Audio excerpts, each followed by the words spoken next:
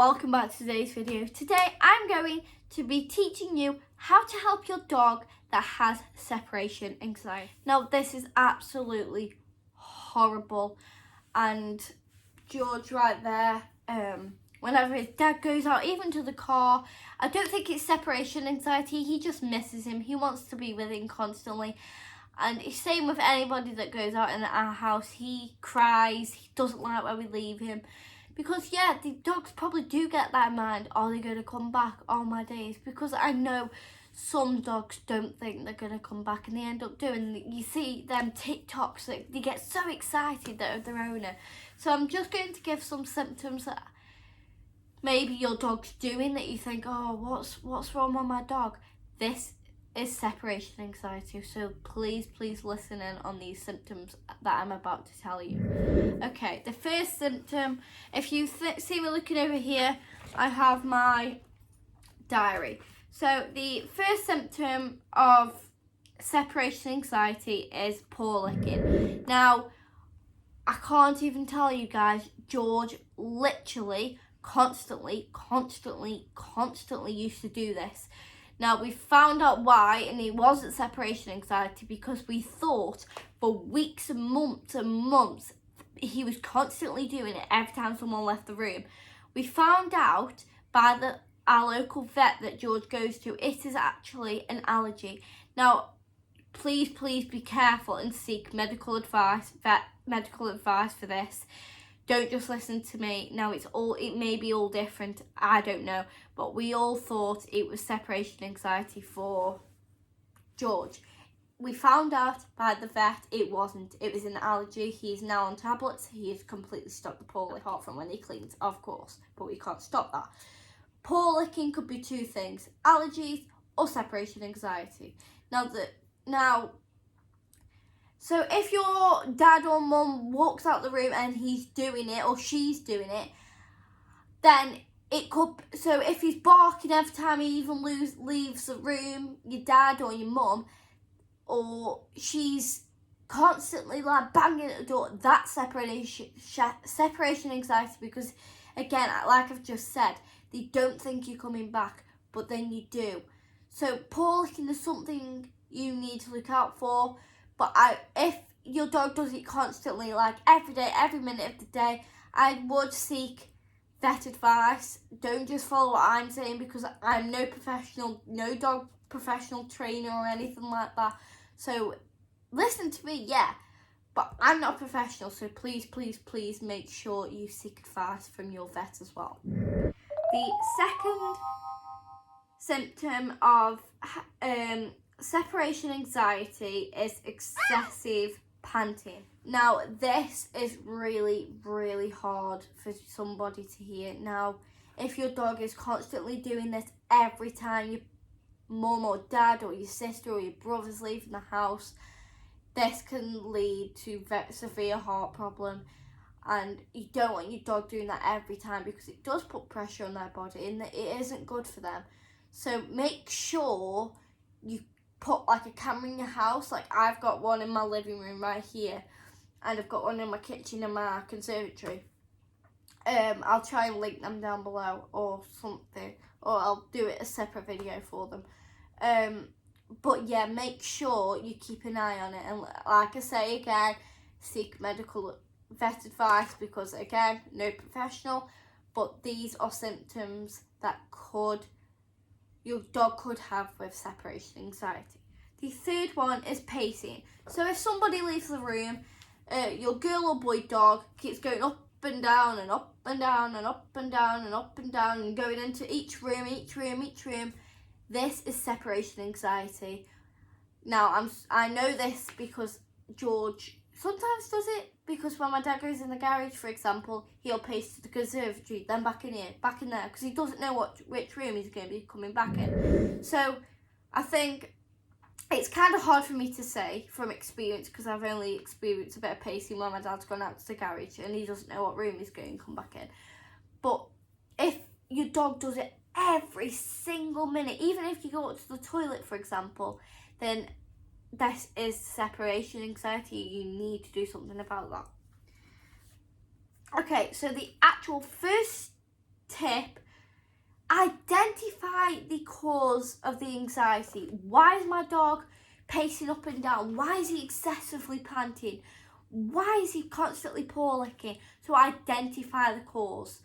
You want to work something out. So maybe speak to your vet or speak to somebody that's actually had a dog doing this before and seeing what they say to do, like some help that maybe could stop this.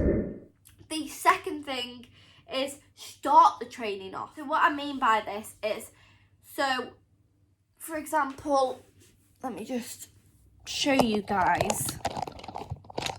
So start the training. So basically, if I was about to start the training with George, I have a gate there, a baby gate. Now I'm not going to do it because he's currently asleep, just to show you guys. But what I do is I get a baby gate, for example, or just put your dog in a room, close the door, sit down. Then leave it for a few minutes. If he cries, pause at the door, ignore. You want to ignore it, because when you're constantly, it's okay, baby, it's all right, you're making the separation anxiety worse. I know that might seem like, wait, what's that? But that won't make it worse. I'm telling you now, it makes it 10 times harder and worse for your dog. So just ignore for a few minutes. When the dog stops crying and panting and doing all the paw at the door, then you open the door, praise, reward, treat, praise, reward, treat, okay? So then, after you've done that for a few times, then what you're going to do is you're going to keep on with this training. So maybe if it's not putting your dog in the kitchen, put it in another room. So the bedroom, for example, close the door. Then if he's crying, pawing at the door, she's crying, pawing at the door, she's jumping on things, etc., then please be careful with the jumping on things and make sure you have a camera, or just to make sure your dog's safe still.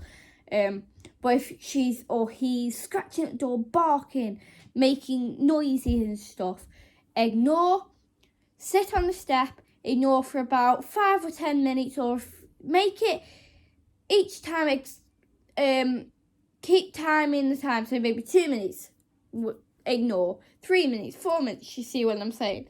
So, after your dog stopped, go in, reward, praise, reward, praise, reward, praise. Keep practicing each room, probably about 3 or 4 weeks. Keep doing it.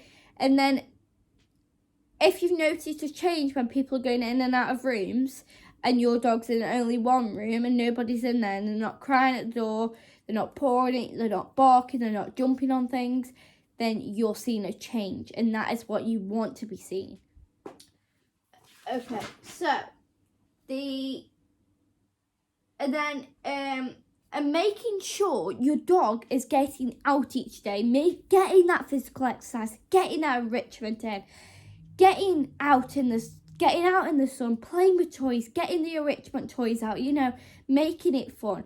Because if you're not getting your dog with the physical exercise, they aren't getting out, and that's probably why they are getting that separation anxiety, because they aren't seeing the outside world. They're not getting out for walks. They're not getting that enrichment they should be getting. And all dogs should have a safe place to go. So if your dog is getting a bit funny, getting crying, getting pacing again, paw licking, then put them in that safe place where they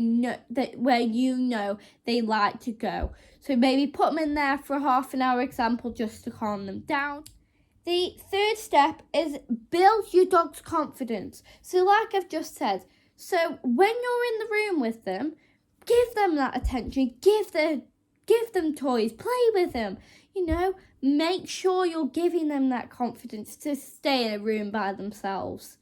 Or maybe put them in a room for a few minutes whilst you're doing something and keep that door open. So, for example, if George is in here and I'm in there and the gate's closed and I'm doing something, I don't want him pawing and crying at the gate and crying.